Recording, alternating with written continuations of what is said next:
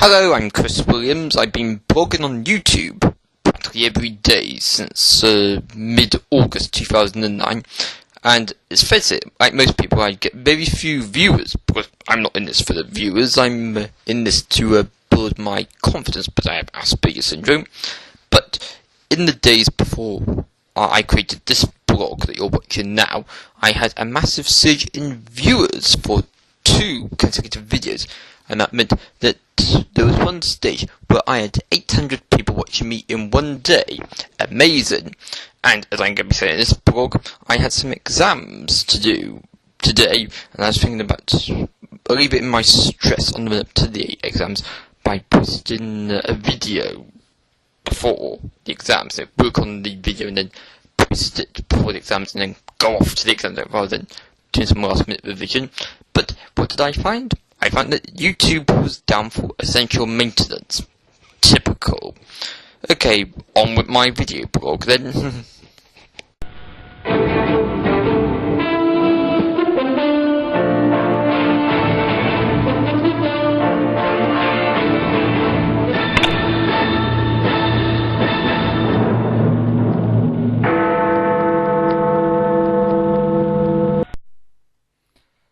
To become an astrophysicist, you have to take a lot of exams, and indeed a lot of exams is what I took on Tuesday, October the 12th, 2010, and I'm feeling very tired as a result. It's been a while since I asked an exams, and it's easy to forget that they can be a bit of an endurance. Today I took 2 exams, each of them 3 hours long, and I was thinking, throughout the course of the exam, I was thinking, how much longer is there to go until this exam finishes? In the case of, do I have to answer this question about this topic and that sort of thing? Now, I feel confident I've done well.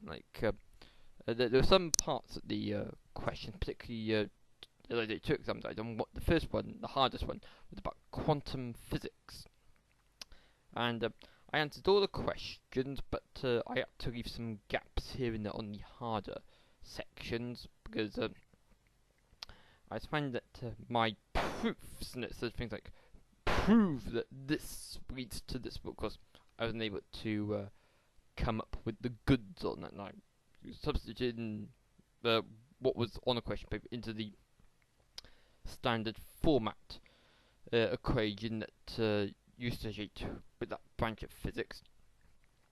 And you do the rearrangements, and it appears that it was when I was doing the rearrangements that it all went a bit chaotic, so it didn't tally with what the question paper said I should end up with. I hate it when that happens. So I definitely didn't get 100% on the quantum physics. I don't think I got 80%, but I'm confident that I passed. So we have to wait and see. I had to answer 10 questions from section A, and then from sections 2, 3, and 5 to choose 1 out of 2 questions in each of those sections. So very tiring. And then after that had finished, I then had a 1.5 hour break, and I had to do an exam about statistics. That was very easy. It's a case of, here is a diagram, explain what the diagram means. Of course, I already passed that module on the back of coursework anyway. So coming up next, I've got a cosmology exam, which is going to be just as hard as the quantum physics, but it has a smaller range of topics in it compared to the quantum mechanics one. The quantum mechanics paper was based on 3 books. The cosmology is based on 2 books. And I think that's going to largely revolve around vectors and tensors and that sort of thing. But no, I want to be an astrophysicist, and clearly I've got to pass exams to be an astrophysicist. But no, it's when you're in an exam that you think to yourself, no, it's all to do with fitness, and it's all to do with, are you feeling tired? Is your hand hurting? Have you got a headache? That sort of thing. Are you able to concentrate? That sort of thing. So it's fair to say that those who do well on exams are those who go to the gym.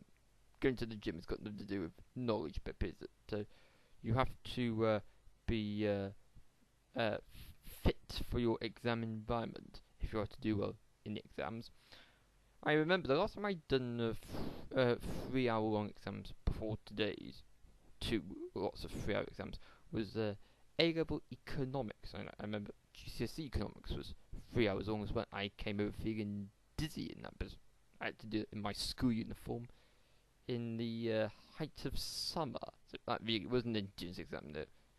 No, effectively being strangled. Well, in a 3 hour exam, with windows on either side of me that were sort of creating a greenhouse effect. So, if it is to become an astrophysicist, it is necessary to. Excuse me. It is necessary to be fit and healthy. Of course, I tend to spend all my time immersing myself in astrophysics books, but astrophysics and astronomy, and that's my hobby. But if I said a lot of the things connected with my hobby are not what I am being examined on. Like, I got a book here about how they built the Kobe space probe. Well, I'm not going to be asked questions about how they built the probe, but I'm going to be asked questions about what the results the Kobe space probe mean.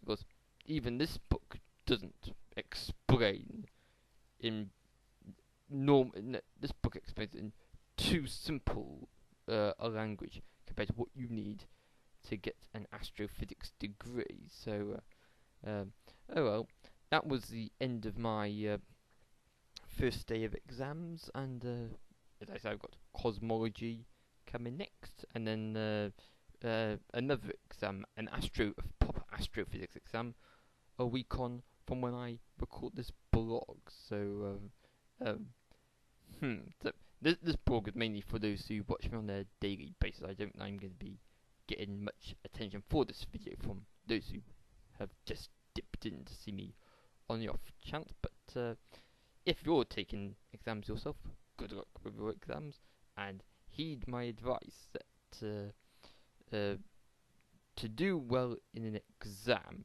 you need to do more than just revise. You have to adapt to the circumstances both before and during the exam. A variety of things could distract your attention and lead to disaster for you. Okay, that's all I wish to say on this video blog.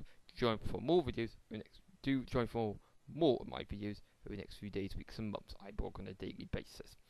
Although I'm not blogging as much for these exams are on. Okay, until next time, it's bye for now. Bye bye.